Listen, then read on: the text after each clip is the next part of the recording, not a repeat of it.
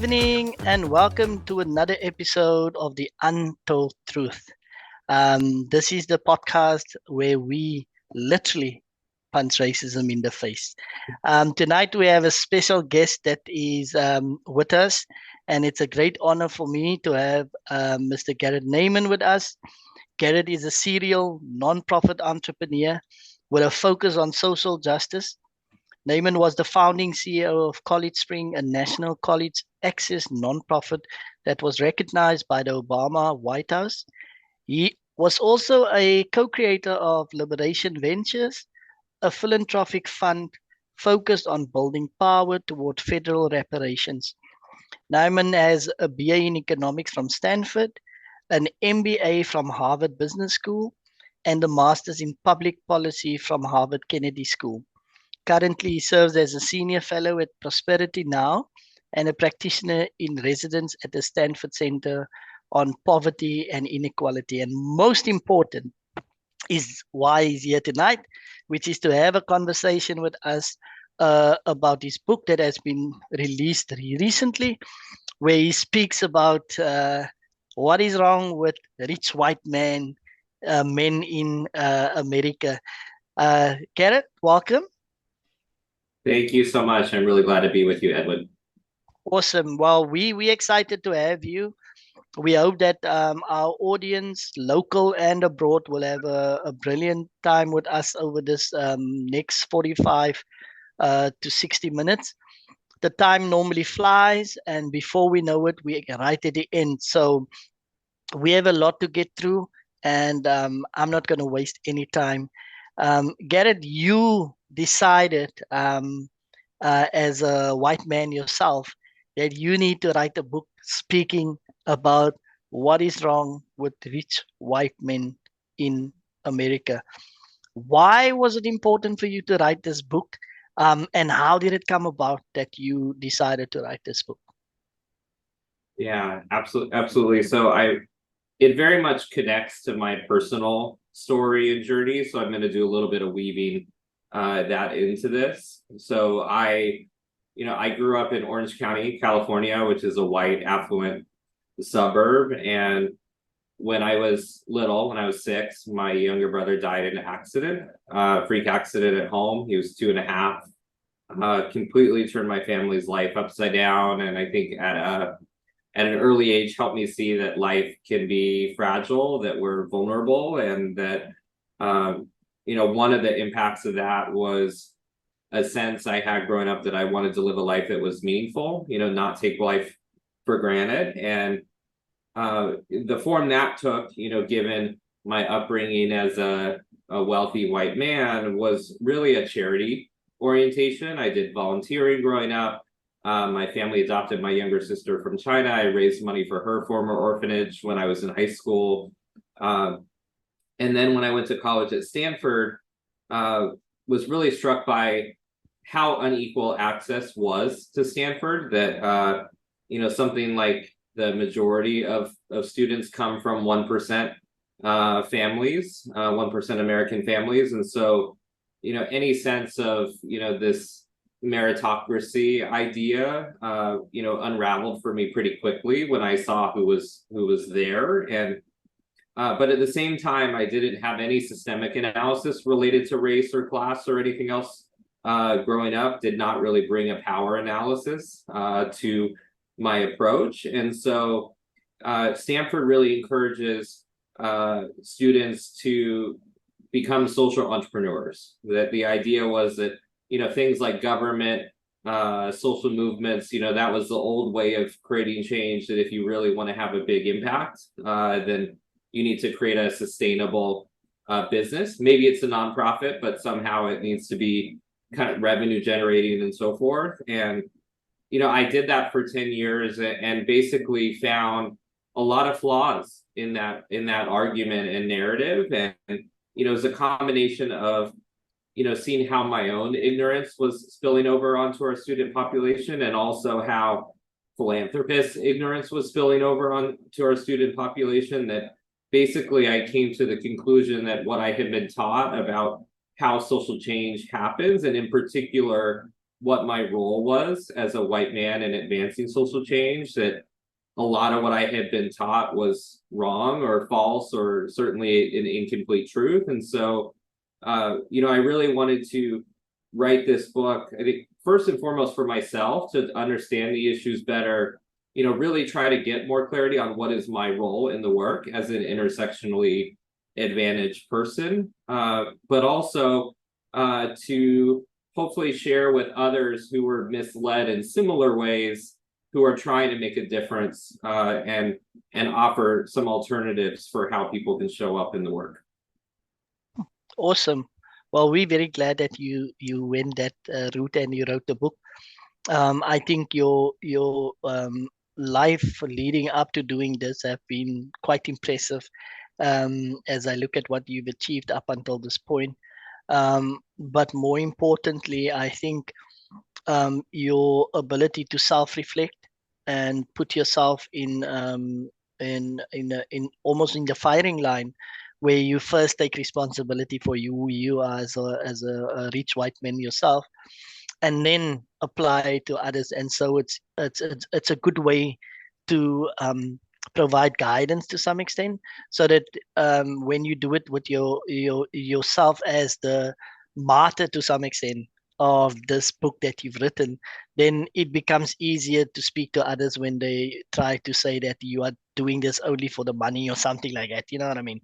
But I think also your insight into learning about nonprofits and the value of understanding sustainability and how we actually use funding in those spaces is second to none. So that's not the topic of the night, and so we will get into the book. Let's speak about some of the things we have in the book. Your first encounter and your first story in the book, you speak about a fictional character based on a real character that you met, which is Edward. So tell us about your engagement with Edward. Yeah, so Edward is a real person. It's just a different name. That for a lot of reasons I didn't name the specific rich white men who are in the book. One of those reasons being, I want readers to stay focused on the system, versus going after specific people, because the reality is that these kinds of biases run through the entire system among rich white men. And so Edward, which is not his real name, but he's a billionaire financier in the United States. And when I was CEO of College Spring, which is a college access nonprofit helping low-income students of color prepare for the SATs in college, I had a meeting with Edward to, my hope was that he would make $1 million donation. We had cultivated this relationship over years. This was the ask for the big donation meeting, and it was going well. We were about a half hour in, and out of the blue, he asked me for clarity about the fact that our program served all of the students at the school. And I confirmed for him that the way our program was set up, it was available to everybody. And what he told me was that, well, I'm only interested in supporting high achievers, and I don't want my money going down the drain on the lazy kids. That was really the end of it. That all of that, those years of relationship building, hoping he would make this substantial investment that would have enabled us to serve thousands more students, it just sort of dissipated in an instant. And all of that is rooted in, the extreme power this man has, that he can decide which students, get a better life and which don't, which kids, which youth, which people, and he doesn't have to have any connection to those communities. He doesn't have to even ever been to those communities. And even if the reason is biased for why he wants to not support them, there's no accountability that, that prevents that. And it really took that extreme moment to shake me out of my day-to-day and really start questioning the system more fully, and basically the conclusion that I eventually arrived at after having a number of experiences like this one is that there's a lot of bias at the very top, and if there's bias at the top in terms of who makes the decisions, who controls the resources, that bias is going to flow all the way through the entire system, and it was really through that experience that I started to see my work through the lens of a power analysis, that that it wasn't about just making the best pitch. It was about, how do we shift power in ways that ultimately prevent someone like him from abusing power in the ways that he did in that moment. It's interesting, and you're highlighting an important part, and I think it's a theme that runs right through the book, is power. And I think proximity to power is always the clearest sign of who controls the narrative and who dictates whose destiny in life. And more often than not, that type of power is wielded by white men. And that's true for probably all countries across the world. And crazy enough, even in countries that's predominantly black, there is some white influence there that dictate power, even in those contexts. But throughout these engagement with all these rich white men, you, like I said earlier, you had this ability to also center yourself within these conversations to understand and also question yourself and how you show up in these contexts. And then for you, it was a rude awakening, but you also realized that you yourself were a toxic white man. So speak to us about that realization and understanding, also working through that once you realized the reality of that for yourself. Yeah, absolutely. That, I think, so about a year after I had that meeting with Edward, we were at College Spring, we were doing internal diversity, equity, and inclusion work. This was several years ago at this point. And, I had thought that 5-hour facilitated session was going to go really well, that we were majority people of color on staff. We serve students of color. The Obama White House had recognized our efforts, so there were all of these markers that would suggest that, that we were, a good organization and I was a good white person, and, but the reality is that session didn't go that way. That once that space was created to talk about equity and power dynamics and so forth more explicitly, a whole bunch of issues came to the surface that I hadn't been aware of. Things like the fact that staff of color felt that it was easier for white staff members to have their voices heard, to advance in the organization. There was a lot of frustration about the fact that our management was very white, even though we were majority people of color. Overall, there was a lot of frustration about the extent to which the board was dominated by wealthy white folks, and in particular, two wealthy white men who really dominated the conversations at board meetings. It was hard for anybody else to get a word in, frankly. And so, there were all of these dynamics that I wouldn't say that I was 100% ignorant of them, but I think having a space to discuss them much more directly and explicitly, really exposed just how much ignorance I still had about what was going on in our organization. And the experience hit me really hard because I was both a founder of the organization and I was also the executive director at the time. So I was the one who was ultimately responsible for the culture, for the policies and so forth within our organization. So I couldn't say, oh, that was somebody else who made those decisions, who led the culture to be that way, that I was the ultimate responsible party. And so, ultimately I needed to reckon with the fact that my own ignorance and implicit bias and so forth, was spilling over onto our staff and the students we were serving in ways that were harmful. And frankly, that, for our staff members of color, that many of them, I think, really saw me the same way I saw the billionaire, that I had this frustration about oh, this man has this undeserved power and he gets to make these decisions when he doesn't really know the community.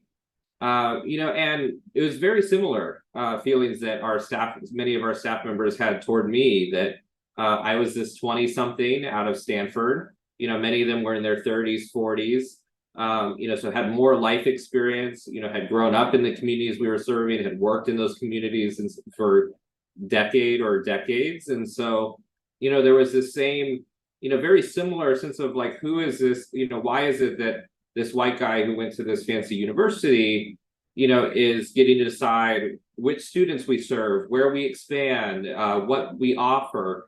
All of those same kind of power dynamics were playing out within our organization. And so basically, I started to see that the billionaire and I had a lot more in common than I would have felt comfortable admitting at the time.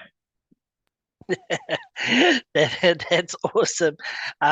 It's awesome for me because I get excited about the fact that a white man can take responsibility for being problematic in this context where he could wield his power.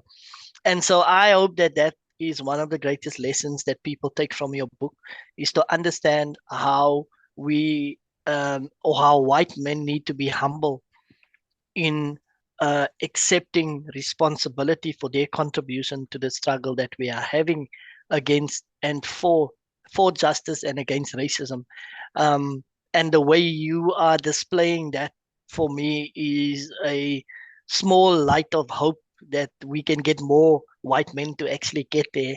And so, yeah, I hope that will be the trajectory of the book, and that more white males will buy this book and understand the value of realizing how you show up in the world, and your contribution to the conversation that we're having.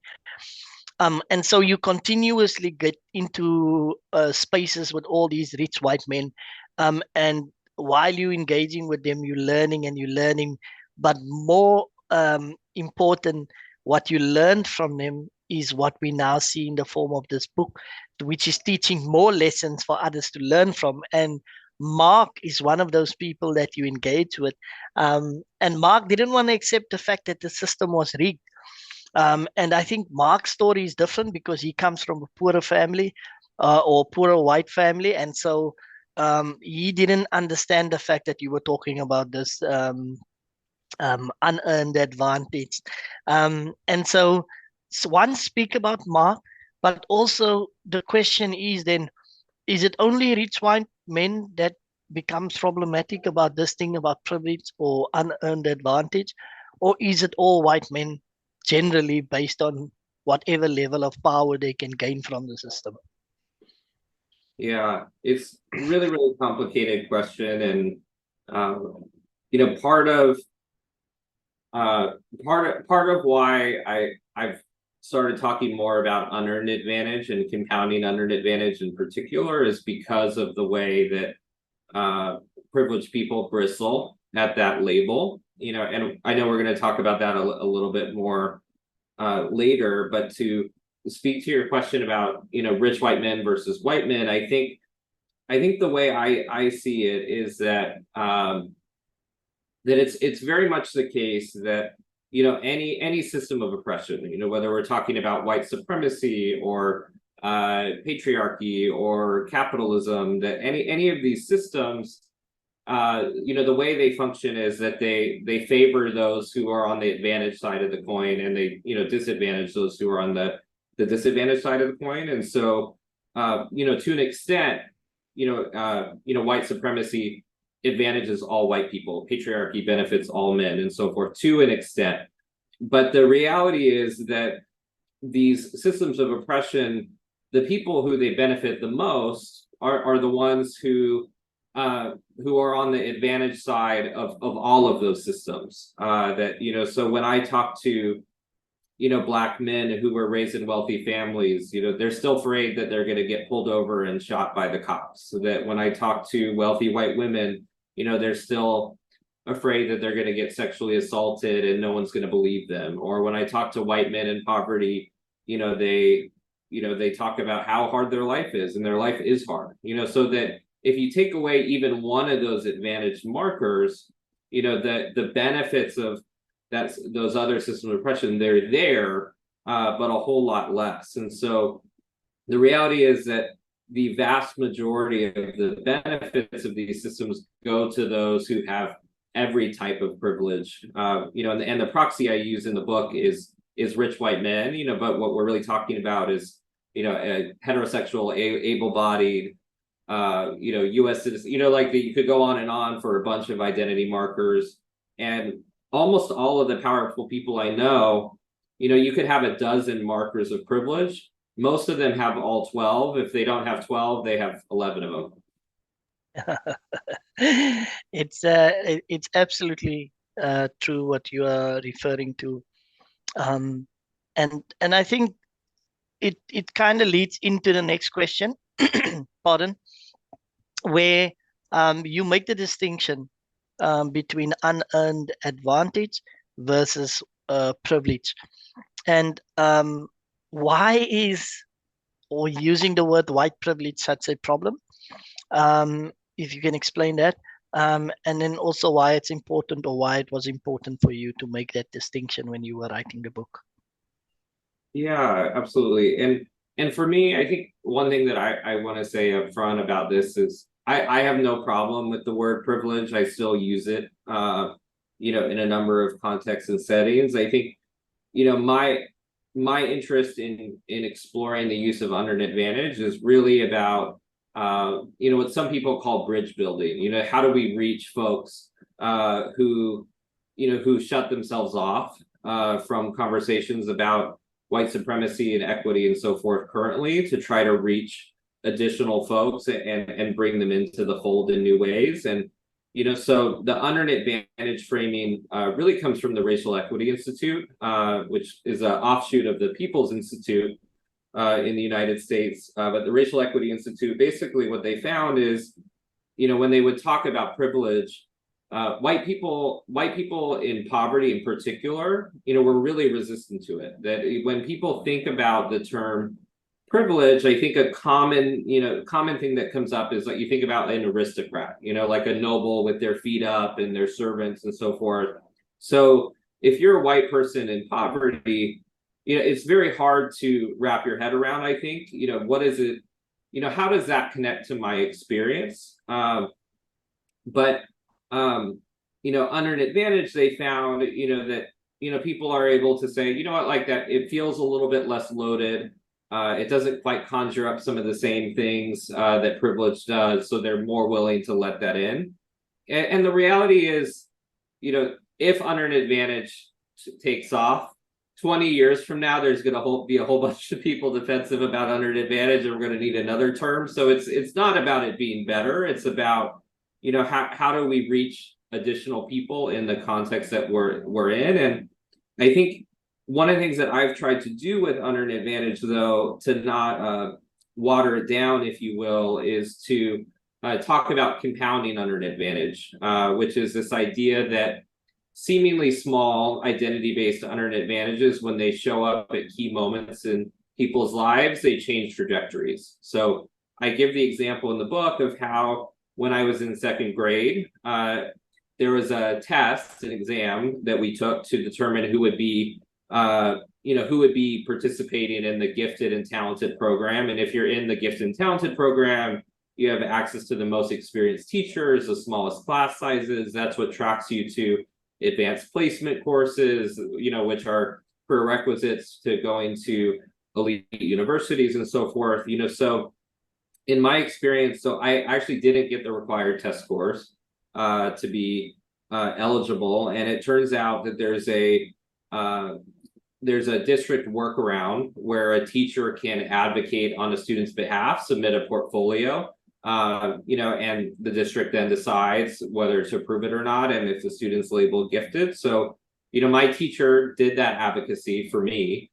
And so I got put in the gifted track, and I was on that track ever since. That was the track that led me to AP and Stanford and everything else that came from it. And, the reality is that, most students don't get that, extra support, extra benefit of the doubt.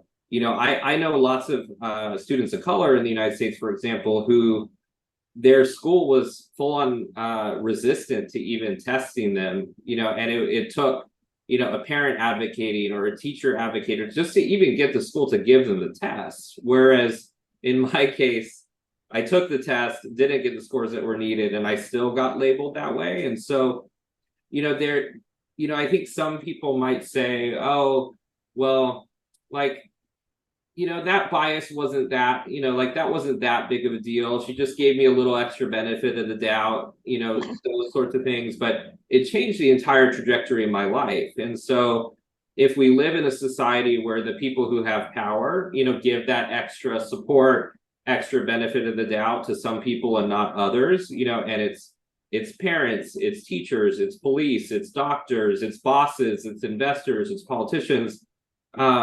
Ultimately what's going to happen is that you put the thumb on the scale enough times, it's going to be white men who consistently end up on top, which is what we see in our society. Yeah, no, absolutely. And that it's a critical point that you make. Again, you are taking responsibility for something that happened in your life that changed, like you said, or not changed, but made possible the trajectory of possibly something that was inevitable, because more often than not, you come from a rich white family, you will end up being successful. We know that is the trajectory.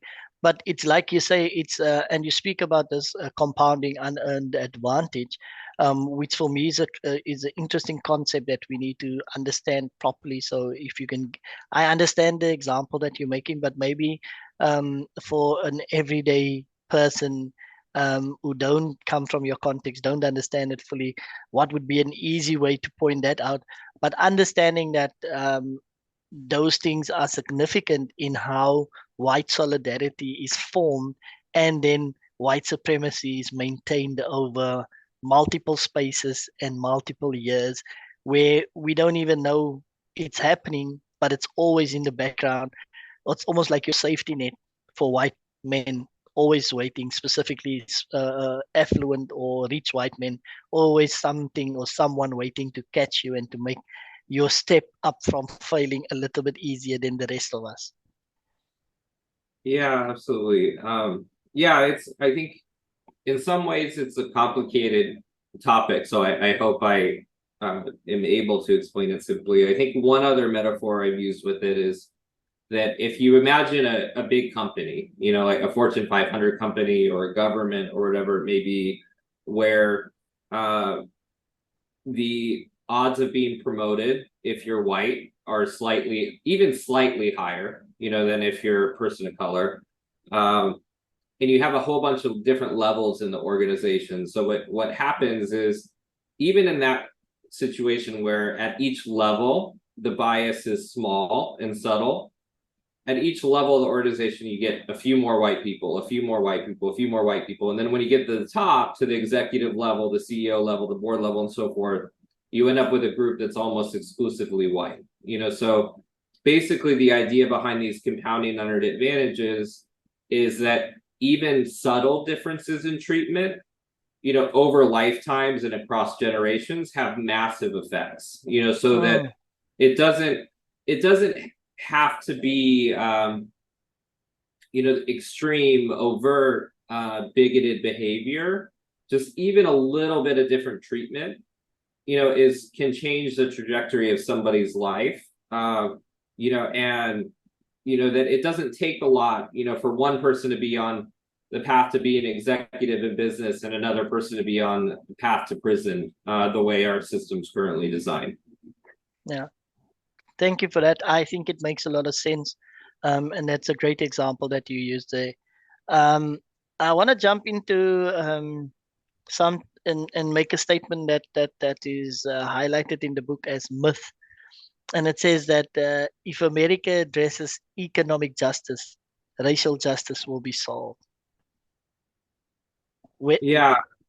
It, I mean, that's one of the big myths that I see in conversations with rich white men and elites in general, is that that when I bring up the issues of racial injustice, that the most common response is, oh well, let's just work on socioeconomic issues that'll disproportionately benefit, black and brown populations. So let's just do that. And the reality is that, United States is the country I know the best, that has happened for a really long time. That when, in the early 1900s, when there was the GI Bill and New Deal policies and the Homestead Act, that there were all of these policies that were designed to help people from poorer families access the middle class. That all of these there were exclusions in place.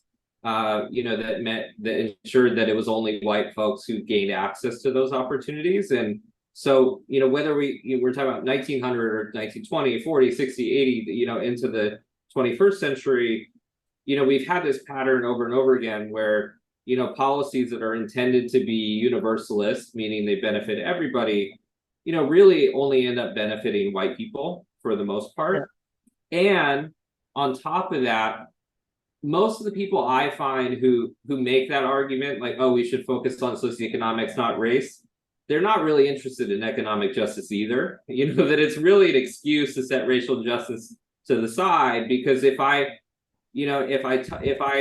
follow up with somebody like that and say, oh, what about wealth taxes? What about a guaranteed income? What about any of a number of things that really level the higher minimum wage, things that really level the playing field economically? Generally, I get a lot of resistance from those same people, so this counter argument of, oh, let's focus on economic justice.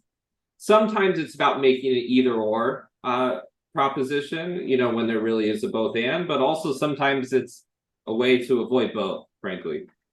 Yeah. Well, this is great insight. Something that you're good at, as I read the book, is you really good in understanding economics and how the economic system serves rich white men. And I think that is a different type of insight in social justice that we definitely need a little bit more of, so that we understand the system better, than we know how to undo or break down the system, if you can say it like that. Pardon. I just want to, and we in systems, we talk about economics, you deal with this in the book. And this statement speaks to that. Capitalist systems favors those who have access to capital, and access to capital is highly unequal. Speak to us about that. Yeah, absolutely. I mean, it's really interesting that I have this conversation with rich white men all the time who talk about the free market as just, that basically that capital is allocated to those who deserve it and those who work hard and so forth. But it's totally not the case. It's never been the case. There's a reason it's called capitalism and not laborism. That there's a favoritism to capital owners that's literally embedded in the name. When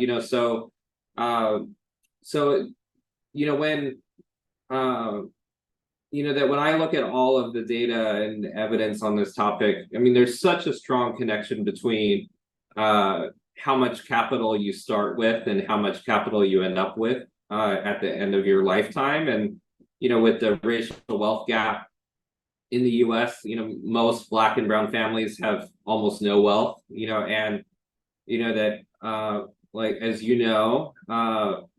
if your family doesn't have any wealth, that it's this constant churn of survival, that it's not about, long-term investments in your education or real estate or things that, can support your family intergenerationally. And in very few families, if they don't have capital to start with, are able to turn no capital into some capital. That when we look at who is a capitalist in America, it's almost entirely people who inherited some and turned it into more, or inherited a lot and turned it into even more. There's very few cases of turning no wealth into wealth. And when we do have those exceptions, it's primarily white men who are those exceptions, so that when we look at who can break free of poverty in this country, that even if you're a white man in poverty, it's very unlikely that you're going to get out of poverty. But if you're going to get out of poverty, you're probably going to be a white man, because white supremacy and patriarchy is going to help you make that lift. So, I think one of the reasons why I really focus on wealth is, in the United States, there's a lot of dialogue about income inequality, which is a problem. Like, it's wild how much CEOs make compared to their workers, for example, hundreds of times in the US. But the bigger problem, as I see it, is wealth inequality. That's really what is the engine of long-term sustainability and intergenerational opportunity. And so being direct about wealth is really important, I think. That's great point that you just made there. And I think listening to you, I'm trying to bring it back home and understand how it also impacts us here in South Africa. But a lot of what you're saying, I can see how it easily sits and slips into the South African context, because I think we experience things in a similar way. I think specifically you would think that white males in South Africa are predominantly um, the group that is successful, that hold the senior positions in companies. And then if you say the statement you just made about white males, even in poverty, being more likely to get out of poverty because of their white privilege and their male patriarchy that will help them on that lift. That is absolutely true, even for South Africa. And so I think there's a common sharing amongst the two countries, where we always see similar effects, because we adopted similar systems under the Jim Crow laws and apartheid, which was obviously mirrored to those two contexts. But something else that's also true for how we relate is, we also say in South Africa that the poor white people here have not used their unearned advantage or white privilege properly, and that's why they're still poor. And you speak to a similar thing in the US. And then also related to that, we speak about the similar thing in South Africa, where poor whites and poor black people are played up against each other to constantly be in conflict, as to not see that rich white men are the ones winning from those conflicts. And if we wake up to that and become aware, then we can undo the system. But it's so difficult because we're constantly at odds because of those two systems. So speak to me about that. Yeah, I'm happy to speak to it. I do want to say up front, I'm cautious about the notion that something I say about the United States is directly applicable to somewhere else. So I do want to say that up front. But I think beyond that, I think what I would emphasize is, I think one thing that really struck me and really surprised me, in my learning on this topic, is to what extent white supremacy is interconnected globally. That there's all of these ways that white supremacist ideas spread from one part of the world to the other and back and influence each other.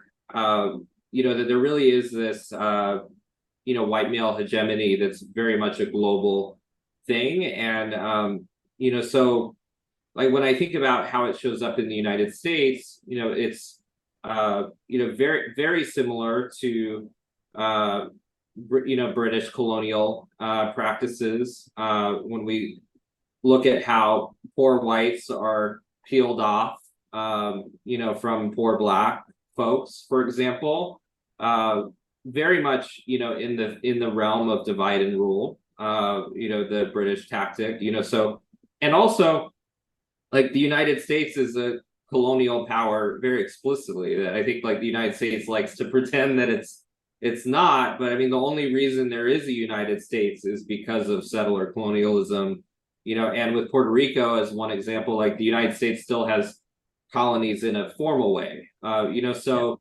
there's this really deep interconnection, and one piece that I think really struck me, maybe extra because I'm a Jewish American, is so I learned that Hitler was inspired by eugenics theorists in the U.S. Those eugenics academics were funded by Rockefeller and Carnegie, like the very big rich white male American names. So you have folks like the Rockefeller and Carnegie funding eugenics, Hitler reading those books, studying the United States, as an example, in order to piece together his approach to execute the Holocaust. And South Africa, as you mentioned, learned from America's apartheid practices, and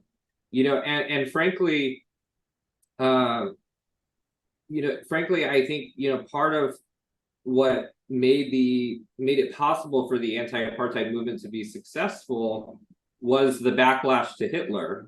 So that you have the backlash to Hitler that really spooked people about eugenics, understandably so, because it was a horrible thing. That was part of what put pressure on the apartheid system in the U.S., and then eventually that's part of what put pressure on the apartheid system in South Africa. So there's ways that all of these different pieces of white supremacy, they're very much interconnected. They learn from each other. And then in the contemporary era, the elite is very global. So they're very much sharing ideas about how to maintain power, how to extract more wealth, and so forth. Like the idea that the global elite in one country isn't closely linked to global elites in another country is completely false. Yeah, I think, and that's important to understand. I think all or most white rich men and people are interconnected transnationally, because you'll see they'll easily set up deals across the borders, and their success, even during COVID, it was heightened when we saw how much money they actually made, while majority of the world were actually sitting and losing money, and the poor became poorer and poorer and couldn't even take care of our basic needs. And yet these rich white men went, they made billions of that pandemic. And so that is a clear indicator that obviously transnational and across borders, they always find a way to make more at the expense of Black people, and more often than not as a form of oppression and suppression. You made a statement saying that you have to highlight that you won't loosely say that what you've written is applicable across all continents and all countries. But one of them which you can relate to and bring it to is South Africa. That's why it's so cool that we can have this discussion between our two countries, because you actually came to South Africa, you were in Cape Town, and you tell a story about meeting a rich man in Cape Town. Unfortunately, that rich man was not myself, but it was somebody else. But tell us about that encounter. Yeah, absolutely. So I came to South Africa in 2019 as part of a program through Harvard Business School. So they bring students to different international contexts for a couple weeks to study, work with local businesses, and so forth. And as part of that experience, one of the activities they had is they divided us up into small groups and had us go to dinners with successful Harvard Business School alumni, in the area. And so there was an elderly couple we went to meet I call the man Cecil in the book after Cecil Rhodes. And that when he asked us why we were, he asked us, oh, why did you, because there were different countries we could have chosen to go to. Why did you choose South Africa? Why did you choose Cape Town for your trip? One of the things I said was that, that I knew that it was a high inequality country and I wanted to experience that firsthand and try to make sense of it. And he was really triggered by that, frankly. Like, just even hearing the word inequality was enough to get him all riled up and angry and frustrated, and spewed a whole bunch of overtly bigoted views to our group. Like, one memorable quote was that if Trevor Noah were so oppressed, how did he become so literate? I mean, just like really, really out there overt things. And and he really pushed the divide and rule narrative too, that there was a lot of talk about how immigrant Black folks in South Africa are harder working than native born Black South Africans. That he also clearly had different views about those that the apartheid regime labeled color versus those labeled Black. That very much bought into these racist narratives and these divide and rule type tactics. And so this was somebody who's a Harvard Business School alum. That's an example of that kind of global international elite type person where that he was sharing his views about Black people in his context, and I'm sure there were other white men in his class who were sharing bigoted views about Black folks in their home countries too. So there's ways that these ideas reinforce themselves, spread, and so forth all over the world. Yeah, and that's very interesting because you share a common institution, and that system has transferred the bigotry and the racist nature across the world. And so you'll have alumni from Stanford across the world, from Harvard across the world.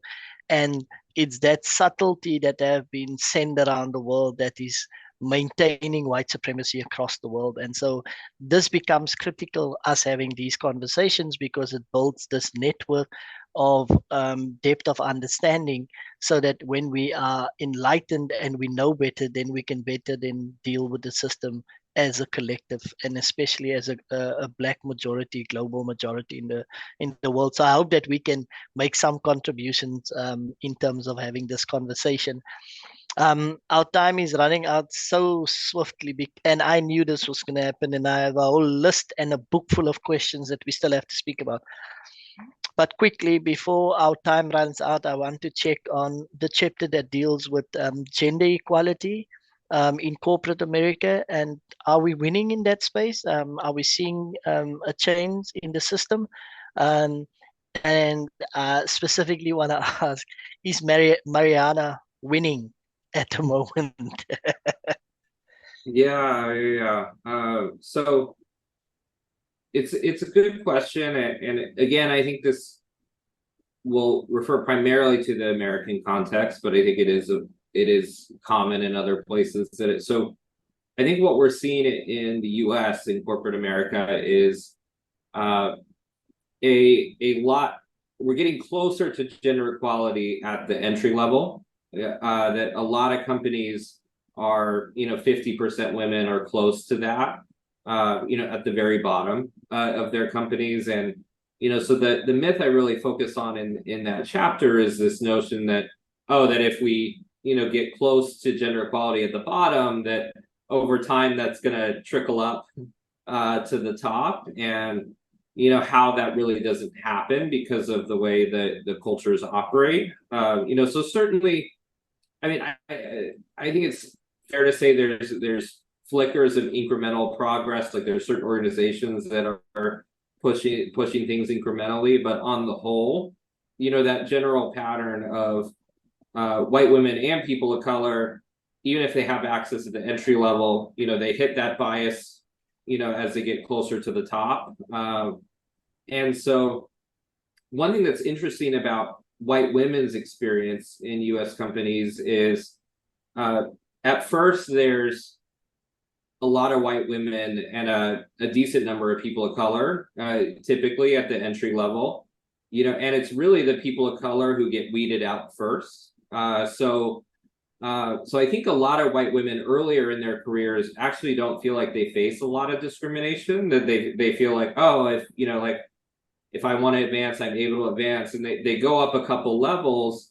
And once they do that, the people of color are mostly gone, and then the white women become the primary targets of white male bias, so, and by the time, it's a really sad thing that I've seen a number of cases where, like, by the time the white women realize that the system is biased against them, their numbers have dwindled. They're one of the onlys, and they're kind of trapped. And so, it's a interesting example of how these systems are very much interlocking, and where, for white women earlier in their careers, white supremacy kind of functions as a carrot that helps them feel like, they can advance and succeed. But once the people of color are gone in that institution, then patriarchy really comes out in full force against them. And so, there's so much complexity to these issues. And, the organization I talk about in the book is a place where I spent a little bit of time, McKinsey and Company, which is controversial everywhere, particularly so in South Africa, and McKinsey is a place that really thinks of itself as a meritocracy, but they have the same biases just like, most other institutions. And I think one of the scary things about McKinsey is that McKinsey teaches other companies how to be more equitable, so it's this weird thing where, a company that is very much biased, very much white male dominated, is also seen by, certain corporate leaders, at least, as the authority on how you advance equity, which is just a bizarre reality. Bizarre, but not abnormal. We see it all the time. Yeah, we see it all the time where the new normal is all these white-owned companies are now taking up this banner of running with DEI and transformation training. And a lot of the transformation training is done by white organizations and white people. And black people are just dealing with the bits that fall off the table because it is economically viable. And where there's money, white people will flock to that space and dominate it. And so we need to learn how to undo that type of system. We have time for one more. So I'm going to throw in, we might have one or two more, we'll see. But tokenism and rich white men. How detrimental is that to us making any dent into this white supremacist system? Yeah, I mean, I think ultimately it comes down to, how much do the public and, elites believe in tokenism. And I think that believe in tokenism in terms of believe the myth that, having one white woman or one person of color succeed in a system is evidence that there's not systemic discrimination. The more the public buys into that, the bigger threat tokenism is to equity. And I think a lot of people buy into it, is my sense. And I think part of how I've seen that tokenism is problematic is that, when I talk to rich white men about systems of oppression, white supremacy, patriarchy, and so forth, that it's often their first line of defense is, that they cite a specific token, a well-known token like, a Barack Obama or someone in their company, whatever it may be, so, I always get wary when, that's the first line of defense that people use. It makes you wonder, maybe there's a strategy here. And I think the thing that's really sad about, one of the things that's really sad about tokenism, in my view, is that, I think a lot of people think of a token as being unworthy, like, oh, that this person was just. The reality is that most people who we might consider to be tokens in their institution are actually very overqualified for their positions. I think what defines a token, in my view, is this weird combination where the institution brags about them in public and then undercuts them in private. So I give an example in the book of a former cabinet member, the highest level in the United States federal government, who in a recent Democratic administration, who we were talking about equity, and I was, making a case for equity. And, part of what I mentioned was, the president you work for had a more diverse cabinet, like, wasn't that good for the country? And, he told me flat out in a private conversation, well, in his view, most of those people were B and C players selected for political reasons. So there's this weird thing where, that the administration, the presidential administration will talk about, oh, we have this amazing Secretary of State, amazing Secretary of Treasury who comes from a diverse background. But then what's actually happening in those meetings, is that the white men are approaching those folks in a condescending manner and not taking their voices as seriously. And we see this on the U.S. Supreme Court with gender, for example, that male justices interrupt female justices more than twice as often as they interrupt each other. So it's this strange thing where, the token ends up being much more of a symbol of equality than actually having equal power in the room where they're supposed to have power. Now, I can relate to the explanation that you're giving on tokenism and the example that you're using, because we have similar incidents and issues here where, especially in our academic settings, you have all these professors, black professors, that is used by white institutions in order to claim that transformation and social justice has taken place. But when it comes to undercutting and decision making, they are still at the bottom of that food chain, and very important. And more often than not, they are informed about the process. They are not part of the process, and so I agree with you. It's very detrimental to the struggle for justice in any setting. Um, and then finally, last but not least, towards the end of the book, there's some good news where you speak about some of the things we can do to be better, to do better, and to assist with the journey that we're on, a journey where we are struggling for justice and equality and dignity for Black people in the US, but also in probably all contexts, specifically also in South Africa. Can you close us out with some hopeful insights into how we might get there someday?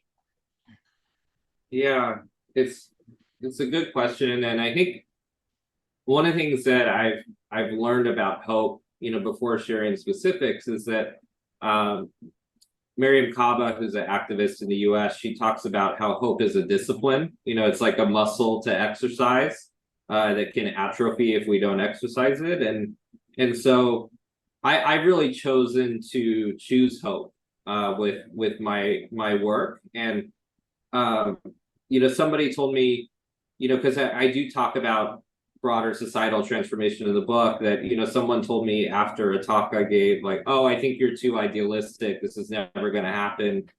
And what I ended up saying about it is, like, look, I could have just as easily wrote a book that talks about how that the US and the world is going down the drain, we're going to go extinct, literally, and so forth. But that doesn't really do us any good. That if anything, it might reinforce it and help it become a self-fulfilling prophecy. So, like, even though I very much believe that it's possible that we could go in that direction, I'm choosing to lift up an alternative narrative intentionally. And I think part of that alternative narrative is the sense that that I do think ultimately, an equitable society is better for everyone. And that's the argument I try to make to white folks, to wealthy white folks, to wealthy white men in particular. That when you look at a country, for example, a country that's more equitable has a stronger democracy. It has a stronger economy. It has less conflict between people. There's so many different things at a societal level, but also there's ways that the system as it is doesn't work for the privileged. That wealthy white folks, for example, live in cities where there's a lot of poverty and a lot of crime that results from desperation of poverty. So wealthy white folks are less safe in those cities because of the hoarding they're doing. That if the resources were more shared, everyone could walk around safely and in a relaxed way, including wealthy white folks. So there's all of these different ways where, even though the system works pretty well for the elite and works better for the elite than anybody else, there's so many ways that the system comes up short, and there's so many things that we lose from the system. Like I talk about how I got disconnected from my Jewish ancestry because I was assimilated into whiteness, and what I've gained by reconnecting with that, both with my own history, my ancestry, my family, so there's ways that even though the system works very well for the privileged, particularly economically and materially, there's lots of other ways that the system really comes up short. And so I really try to make the argument to, rich white men and other elites that we have more to gain from an equitable society than we have to lose. And I really believe that. And so I think that's one of the things that gives me hope, is that that I think that is the truth, and just working toward the truth. Well, I have to say thank you very much for giving us your time. Thank you for coming on to this podcast and speaking about the untold truth that we did not or do not necessarily get enough time to speak about, but also the insights that is not readily available, and the insights that rich white men will not easily share with the rest of the world, because it is a threat to their success and their wealth that they are holding on to dearly. And so what you are doing is significant in that way. And we wish you all the best with that. So for tonight, on this podcast, The Untold Truth, Mr. Garrett Neiman, we are grateful. For those who have not yet done it, the book is called Rich White Men. Please get the book. I think you will get a lot of value out of that. I, for one, did. And I can recommend it. And I think the insights that was shared here tonight is testament to some of the honest and real truths that we need to have white men face in order for us to deal with racism, to deal with white supremacy, and to make sure that Black people take up their position as the global majority in this world. So, Mr. Garrett Neiman, we appreciate you, sir. We appreciate your time. Well done on a brilliant book. And we look forward to hosting you here in South Africa. Thank you.